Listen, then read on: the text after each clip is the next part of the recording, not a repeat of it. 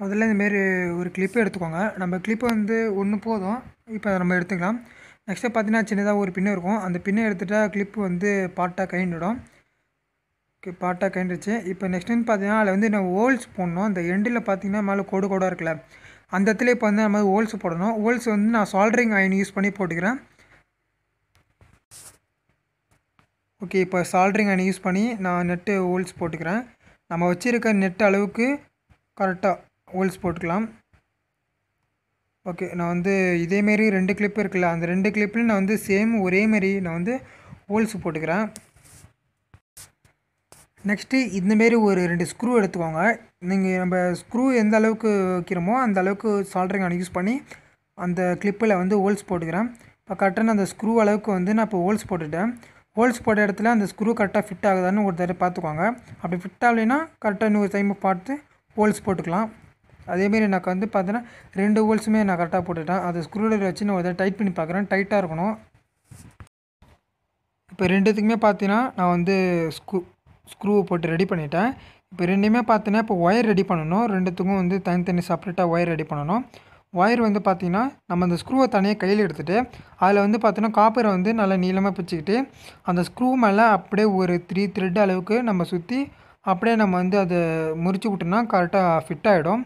அதேமாரி நான் 2 ஸ்க்ரூக்கும் நான் வந்து ஒயரை வந்து நான் முடிச்சு விட்டுட்டேன். ஓகே, 2மே ரெடி ஆகிடுச்சு. இதை வந்து பார்த்திங்கன்னா நம்ம இப்போ வந்து அசெம்பிள் எப்படி பண்ணுறதுன்னு பார்க்கலாம்.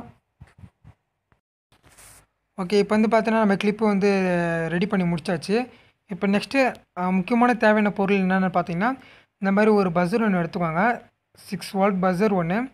நெக்ஸ்ட்டு 9 வோல்ட் கேன் பேட்டரி ஒன்று எடுத்துக்கலாம். அதோட கனெக்ட் பண்ணுறதுக்கு கனெக்டர் ஒன்று எடுத்துக்கலாம். இந்த பேட்டரியோட கனெக்ட் பண்ணுறதுக்கு கனெக்டர் ஒன்று.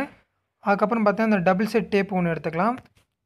ஓகே, பேஸுக்கு வந்து பார்த்தீங்கன்னா இந்த மாதிரி ஒரு கார்ட்போர்டு அட்டை எடுத்துக்கலாம். இந்த அட்டை தான் வந்து இப்போ நம்மளுக்கு வந்து டிவைஸோட பேஸாக இருக்க போகுது. ஓகே, ஃபஸ்ட் டைம் பார்த்தீங்கன்னா நம்ம ரைட் ஹேண்ட் கார்னரில் மிடில் வந்து பார்த்தீங்கன்னா ஒரு டபுள் செட் டேப் போட்டு ஒட்டிட்டேன். அந்த டேப் வந்து எதுக்குன்னு பார்த்தீங்கன்னா நம்ம வந்து கேன் பேட்டரி வைக்க போகிறோம். அந்த கேன் பேட்டரிக்கு வந்து பார்த்தீங்கன்னா ஒட்டுறதுக்காக தான் நான் டபுள் செட் டேப் வச்சு யூஸ் பண்ணுறேன். நான் கேன் பேட்டரி ஓட்டிட்டேன்.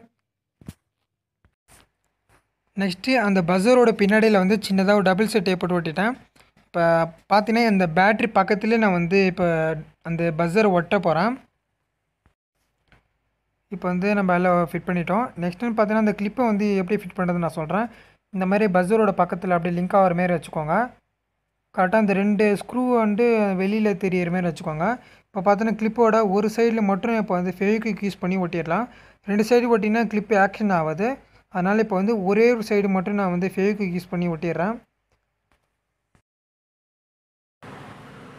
ஓகே, இப்போ வந்து சர்க்யூட் வந்து எப்படின்னு பார்த்தீங்கன்னா அந்த கிளிப்பில் வர 2 ஒயர் வந்து ஒரு ஒயர் பார்த்தீங்கன்னா நம்ம பஸரோட நெகட்டிவ் பாயிண்ட்டோட கனெக்ட் பண்ணிட்டோம். அந்த கிளிப்போட இன்னொரு ஒயர் வந்து பார்த்திங்கன்னா நம்ம பேட்டரியோட நெகட்டிவ் கூட கனெக்ட் பண்ணிட்டோம். இப்போ நெக்ஸ்ட்டு இந்த பஸரோட ப்ளஸ் பாயிண்ட் பாசிட்டிவ் வந்து பார்த்திங்கன்னா நம்ம பேட்டரியோட பாசிட்டிவோட பாயிண்ட்டோட கனெக்ட் பண்ணிடலாம். அவ்வளோதான், வெரி சிம்பிள் சர்க்யூட் தான். நெக்ஸ்ட்டு இந்த மாதிரி ஒரு அட்டை ஒன்று எடுத்துக்கோங்க கட் பண்ணி. அதுக்கடுத்து கட்டுறதுக்கு ஒரு உள்ள நூல் எடுத்துக்கோங்க.